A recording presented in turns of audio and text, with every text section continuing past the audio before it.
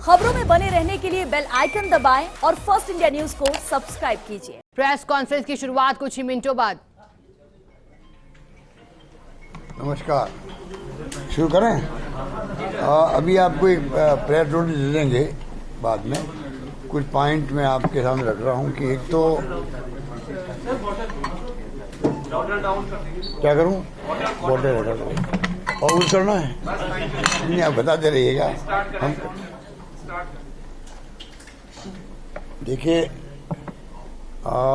सरकार बनते ही जो हमने फैसले किए थे वो एक इतिहास में दर्ज हो गए, क्योंकि पूरे देश के अंदर राजस्थान ने कहा है एफआईआर कंपल्सरी थानों में होगी। ये फैसला मामूली नहीं है। आपको अनुभव होगा कि थानों से लोग भगा दिए जाते थे फरियादी को, और कई फरियादी जाना पसंद नहीं करते थे, जाएंगे तो बेइज्जती होगी।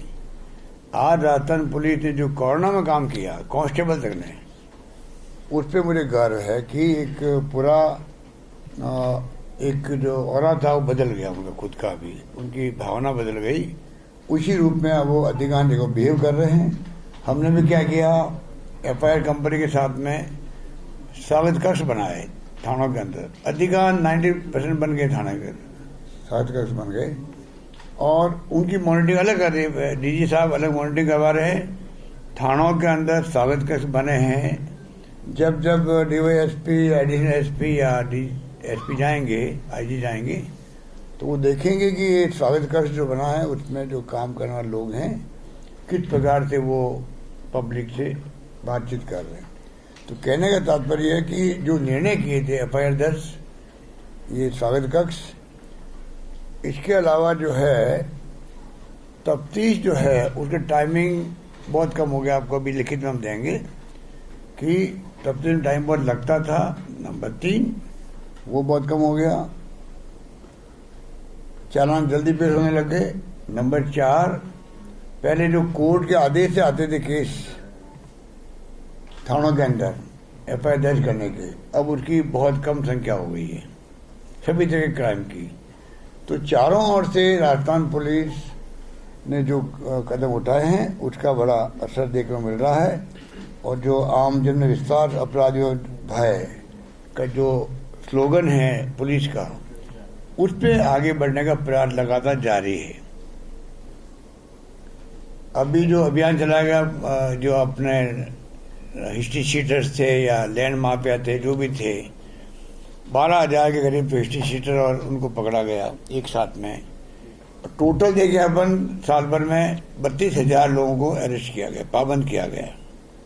इस प्रकार से मैसेज गया है पब्लिक के अंदर भी। अच्छा अभियान चला है, उसका असर है। लॉ एंड ऑर्डर की स्थिति राजस्थान में बहुत अच्छी है।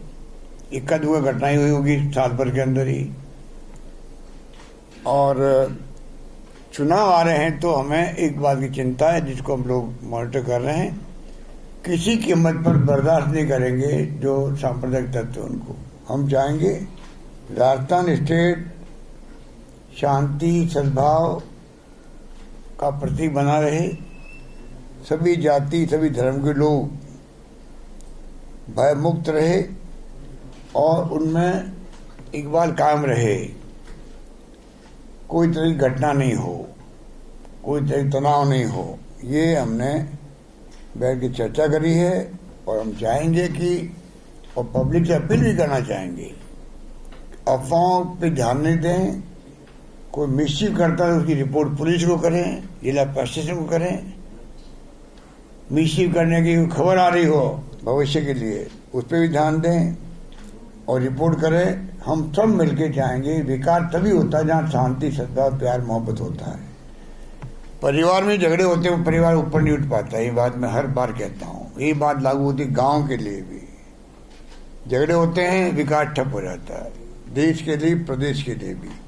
हम चाहेंगे राजस्थान प्रदेश चहुमुखी विकास की दशा में तेज गति से आगे बढ़े।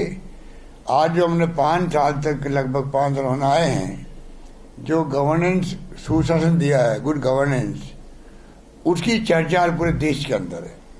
मुझे गर्व है 5 साल के हमारी योजनाओं के बारे में, हमारे जो फैसले उसके बारे में, पूरे देश के अंदर हर वर्ग उसको अप्रिशिएट कर रहा है, तारीफ कर रहा है।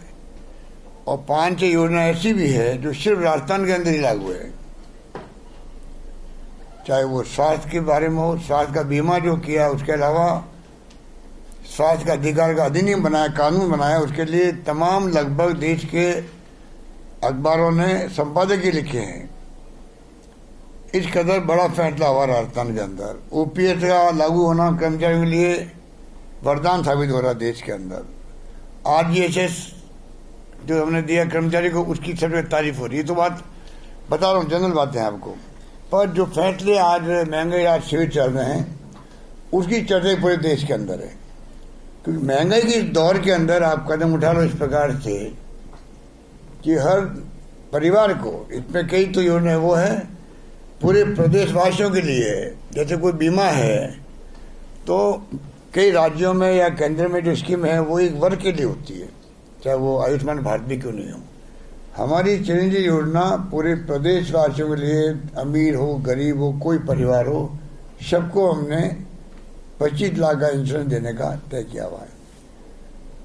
शहरों में रोजगार इक्का दुक्का राज्य में होंगे, राजस्थान में लागू हमने कर दिया। 100 दिन की बजाय 125 दिन कर दिया। कहने का मतलब ये जो है, ये अगर शांति सद्भाव होगा तभी ये विकास आगे बढ़ेगा, ये मैं कहना चाहता था आपको। बाकी तो चाहे अवैध हथियार की बात हो, बजरी की बात हो, बजरी को लेकर हम चिंतित हैं कि बजरी सस्ती कैसे हो। बजरी में जो इलीगल माइनिंग हो रही है वो हमारे लिए चिंता का विषय बना हुआ। हमने प्रयास किया है, चीफ सेक्रेटरी लेवल पर मीटिंग करी आपने और तमाम विभाग के लोगों को बुलाया भी है।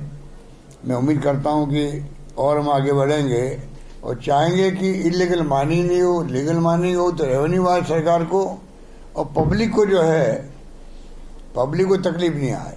तो ये हमारा सोच है। युवा में जो ये नशा पता बढ़ रहा है वो चिंता का विषय बना हुआ है, उस पर हम लोग ध्यान दे रहे हैं। इस प्रकार से जो जो कदम उन्होंने उठाए हैं, एडिशनल एसपी रैंक की ऑफिस लगा दिया हमने हर जिले के अंदर महिलाओं के अत्याचार उत्पीड़न के विरोध में, उसका बड़ा अच्छा इम्पैक्ट है। तो इस प्रकार से ओवरऑल राजस्थान की स्थिति बहुत अच्छी है और उसी रूप में हम लोग चाहेंगे कि आगे जो चैलेंज हमारे सामने हैं चुनाव के वक्त में, राजनीतिक पार्टियां जो है जिसमें मुख्य रूप से तो बीजेपी और भारतीय जनता पार्टी और आरएसएस के लोग हैं, उनका एजेंडा जो जिस प्रकार का देश के अंदर सामने आ रहा है, हम चाहेंगे कि राजस्थान उसको ध्यान रखे, राजस्थान प्रदेशवासी भी, और हम सब चाहेंगे मिलकर के राजस्थान में शांति सद्भाव प्यार मोहब्बत बना रहे। और 2030 मैंने कहा है कि राजस्थान नंबर 1 क्यों नहीं बन सकता है देश के अंदर, नंबर 1 बने, नंबर 1 राज्य की श्रेणी में आए। अगर नंबर 1 या नंबर 1 की तरह राज्य बने हैं या होंगे, हम भी उसकी श्रेणी में पहुंचे, ये हमारा टारगेट होना चाहिए। उसी रूप में हम लोग लगे हुए हैं। उसमें आपका कानून व्यवस्था भी माकूल होना जरूरी होता है, तब जाके नंबर 1 बनेंगे हम लोग। क्राइम जो है कम हो, खत्म तो कभी हो नहीं सकता, पर जो भी है उनको मैं समझता हूं कि उनको मैं चाहूंगा कि ये जो कानून व्यवस्था की स्थिति, क्राइम कंट्रोल रहे, ये हमारी प्राथमिकता के अंदर है। और क्राइम होता भी है तो तत्काल कार्रवाई होती है राजस्थान के अंदर। और राजस्थान वो राज्य जहां अगर मान लो नौकरी देने में हम लोग, राजस्थान देश में नंबर 1 है, जहां पर लगभग 3 लाख से अधिक नौकरियां या तो लग गई है या लगने जा रही है, काम चल रहा है। इस प्रकार से अगर सरकार ने जो तय किया है उसमें हम आगे बढ़ रहे हैं। फिर भी आप देखो हर राज्य में पेपर लीक हुए हैं, पर राजस्थान ने लोगों को जेल भेज दिया, बाकायदा उसकी पूरी मॉनिटरिंग करी, तमाम जो छिपे हुए लोग थे उनको अरेस्ट किया है, जेल के शिकंजे में बंद किया है और कानून पास कर दिया असेंबली के अंदर। इस प्रकार कदम उठाने वाला राज्य देश के अंदर है जहां कानून भी पास हो चुका है। तो जो भी क्राइम करने वाले लोग हैं उनको बख्शा नहीं जाएगा। जो माफिया किस्म के लोग हैं उनको विशेष हमने अभियान चला करके अभी पकड़ा भी है, आगे भी ऐसे अभियान चलते जाएंगे। और मैं उनको भी कहना चाहूंगा, माफिया टाइप जो लोग हैं, चाहे लैंड माफिया हो, चाहे बजरी माफिया हो, चाहे वो और कोई माफिया हो, शराब माफिया हो या कोई हो, कानून का पालन करिए, वरना उनको बख्शा नहीं जाएगा। ये हमारी सोच है, ये मैं कहना चाहता हूँ आपको। लोगों को न्याय सुनिश्चित है, ये हम लोग चाहते हैं कि ये जो बार बार ये हमारे विपक्ष के लोग उठाते हैं, इनके बाद तो कोई 4 साढ़े 4 साल में इतने निकम्मापन दिखा है इन लोगों ने। इन्होंने जो है, जो भूमिका अदा करनी चाहिए थी विपक्ष की, वो भी नहीं करी इन्होंने। अगर करते हमें खुशी होती, क्योंकि हम तो उनसे सीख लेते। अगर कोई आलोचना करता हमारी, हम तो उसे सीखते हैं, समझते हैं, क्योंकि लोकतंत्र है। आलोचना की बर्दाश्त करने की क्षमता होनी चाहिए सत्ता पक्ष को। हम उनमें अगर मान लो तथ्य है, सच्चाई है, उनको ग्रहण करके हम लोग पब्लिक इंटरेस्ट में फैसला कर लेते हैं। इन्होंने कुछ किया ही नहीं, खाली टाइम पास किया है, एक आंदोलन खड़ा नहीं कर पाए हैं। अब चुनाव आ गया तो अलग अलग प्रचार कर रहे हैं, पेपर लीक हो गया, वो इश्यू बनाने की कोशिश कर रहे हैं। कोई दम नहीं इन बातों के अंदर। इसलिए मैंने कहा कि ये जो हमने देखिए, आप हमने खुद ने कहा है, आरपीएससी मेंबर था, एक व्यू बना कि आप रिटायरमेंट ले ले, इस्तीफा दे, उसके बाद में अरेस्ट कर रहे हैं। हमने कहा क्यों, आरपीएस मेंबर रहते अरेस्ट करो, कोई बदनामी की बात नहीं है। सच्चाई सच्चाई होती है, सच्चाई का दुनिया में कोई विकल्प नहीं होता है। सत्य ईश्वर है, जो गांधी जी ने कहा था, हम तो उसमें बिलीव करते हैं। हमने कहा उनको मेंबर रहते हुए अरेस्ट करो। एसओजी ने अरेस्ट किया उनको, मैसेज गया, एक भय पैदा हुआ लोगों के अंदर। और हम क्या कर सकते हैं, विपक्ष हमें सुझाव देते था और आप ये कर सकते हो, हम कर देंगे। खाली आप अनर्गल भ्रमित करो पब्लिक को, और इस प्रकार से चुनाव के मौके पर आप ईडी को लेकर डर बताते हो। हम लोग डरने वाले नहीं हैं, ईडी अपना काम करे। जो केंद्रीय एजेंसी है, सीबीआई हो, इनकम टैक्स हो, ईडी हो, एनआईए हो, हमें कोई दिक्कत तो नहीं। हमने ऊपर मीटिंग में भी कहा है, पूरा हमारी पुलिस प्रशासन उनको सहयोग करेगी। कानून का राज स्थापित रहना चाहिए बस। ये मैंने जरूर कहा था मीडिया वालों को कि ये जो ऊपर के दबाव के साथ में जिस प्रकार से ये जो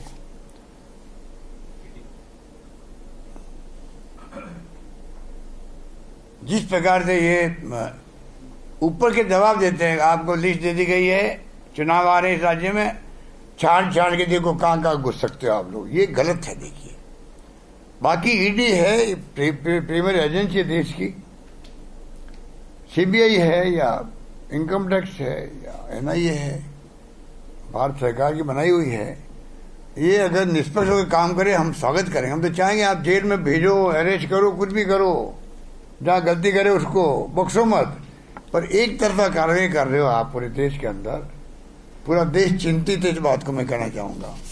और दूसरा, संजीवनी घोटाले वाली बात आती है तो हम ईडी को रिक्वेस्ट कर रहे हैं कि हमारे पास पावर नहीं है। ईडी जो है संपत्ति जब्त कर सकती है। ईडी को बार बार लिखा जा रहा है कि आप संजीवनी घोटाले में जो संपत्ति उनके पास है, खुर्द-बुर्द नहीं करे, उसके पहले आप जो है इनको आप अटैच कर लीजिए, इनको बेच दीजिए। 900 करोड़ रुपए का, जो 2-2.5 लाख लोग हैं जिनका बेचारा पैसा डूब गया है, उनको पैसा वापस मिले, आधा मिले, कुछ तो मिले। अभी मैं बाढ़ में गया था तो लोगों ने आके मेरे को यही बात करी, साहब क्या करें, पैसा कब दिलवाएंगे। तो पैसा कोई लाखों में होता तो मैं कोई व्यवस्था करता, इसकी मना के। करोड़ों के अंदर है, भारत सरकार की एजेंसी ईडी है, उसके पास पावर है। पेपर लीक के मामले में जांच करें, कोई दिक्कत तो नहीं है। आप इसमें घुसो। और हम रिक्वेस्ट करें उनको, पिछले साल भर से 4-5 बार रिक्वेस्ट कर चुके हैं, एसओजी रिक्वेस्ट कर चुकी है, आ नहीं रहे वो लोग। जमीन संबंधित मामले बहुत है जयपुर के अंदर, बहुत बदनामी होती है और जमीन माफिया भी है। ये सोसाइटी वाले बेईमानी करते हैं, एक प्लॉट 2-3 बार बेच देते हैं लोगों को। बेचारा कोई जेन्युइन आदमी किसने खरीदा पता नहीं लगता है। उसके लिए मैंने कमेटी बनाई थी, कमेटी रिपोर्ट आ गई। अब हमने कहा इसके फॉलोअप करने के लिए एक वापस कमेटी बनेगी, कल तक बन जाएगी कमेटी। वो जो रिकमेंडेशन आई कमेटी की, उसको फॉलोअप करके कैसे राहत दिलाएं लोगों को, प्लॉट नहीं मिल रहे हैं, ये सुनिश्चित करने का काम कमेटी करेगी, जिससे कि बेईमानी नहीं हो सके। ये मैं कहना चाहता हूँ। धन्यवाद। आप रिकमेंड ये ना वो आपके सामने आ जाएगी और साथ में नई कमेटी भी आ जाएगी, ठीक है। सर, पिछली बार आपने मीटिंग की तो आपने कहा था कि जयपुर में शराब जो लगातार बिकती है उसको काफी क्या पूरे राजस्थान के अंदर शराब बिकती 8 बजे बाद भी शराब जो बिकती है, हाँ, अब उससे खासा नाराज थे और आपने कहा था कि उचित एक्शन करूंगा संबंधित अधिकारियों के ऊपर, लेकिन अब लगातार वो क्रम दोबारा शुरू हो गया है जी। तो मैं आज वापस रिपीट कर दूं और क्या कर सकता हूं। क्योंकि आप ठीक कह रहे हो, समय के साथ साथ में ह्यूमन टेंडेंसी होती है। मैंने कहा था कि जो संबंधित थाना है उस पर कार्रवाई होगी। भय पैदा हुआ, रुका भी था, फीडबैक भी अच्छा आया। अब धीरे धीरे फिर वो क्या होता है, दो SHO को 2 को सस्पेंड भी किया हम लोगों ने। वापिस मैं दोहराना चाहूँगा कि 8 बजे के बाद में शराब नहीं बिके, वरना संबंधित थाने के खिलाफ कार्रवाई होगी। ये 2 थानेदार को सस्पेंड किया हमने, आगे भी नहीं बख्शेंगे। और शराब के जो दुकानदार हैं उनको भी मैं कहना चाहूँगा, कृपा करके आप कृपा करो राजस्थान पर, प्रदेशवासियों पर। गरीब आदमी रात को आता शराब लेकर के, तकलीफ होती है, परिवार वालों को तकलीफ होती है। 8 बजे पहले आप बेच कर अपना काम बंद, दुकान बंद करो, ठीक है। धन्यवाद। सर आरपीएस एसोसिएशन ने आज आपसे मुलाकात की है अपनी फेडरल रिव्यू की मांगों को लेकर और सारी मांगों को लेकर के, बहुत कुछ उसकी चर्चा भी हो गई अभी DG साहब से, CS से। उनकी हमें जो उन्होंने रखा है सुझाव, उस पर हम ध्यान देंगे। और भी मैं कहना चाहूँगा, कर्मचारियों का हमने अधिकांश उनके फैसले किए हैं। तब भी मैं जहाँ दौरे में जाता हूँ मुझे कर्मचारी बंधु मिलते हैं। छोटी बड़ी समस्या उनकी बनी रहती है, नौकरी लगने की या कोई टेक्निकल प्रॉब्लम आ गई लगने में, या कोई सर्विस में है, उनको प्रमोशन के मामले हैं, या कोई और कोई डिमांड्स है। उनके लिए मैंने विशेष CS को कहा है कि आप जितने ही ऐसे मुद्दे बच गए हैं उनको लिस्टेड कर लो आप। उनको हम कोशिश करेंगे कि हम कैसे उनको हल करें, ये हमारा प्रयास है वो भी, ठीक है। धन्यवाद। सर, एक जैसलमेर का वीडियो है सर, उसके बारे में एक बच्ची का अपहरण करके फेरे ले रहा, बड़ा रास्ता शर्मसार होता है, इस पे अरेस्ट हो गया। तो देखिए, मुख्यमंत्री अशोक गहलोत ने PHQ में प्रेस वार्ता की और 2 टूक कहा कि 8 बजे बाद शराब बिक्री पर प्रतिबंध हो। और जिस तरह से कार्रवाई की गई है, खासतौर पर मुख्यमंत्री अशोक गहलोत ने कहा कि बजरी खनन चिंता का विषय है, क्योंकि अवैध माइनिंग यानी कि अवैध खनन पर किस तरह से लगाम लगाई जाए, इस पर सरकार लगातार प्रयास कर रही है। लॉ एंड ऑर्डर की स्थिति राजस्थान में अच्छी, ये बात भी मुख्यमंत्री अशोक गहलोत ने कही।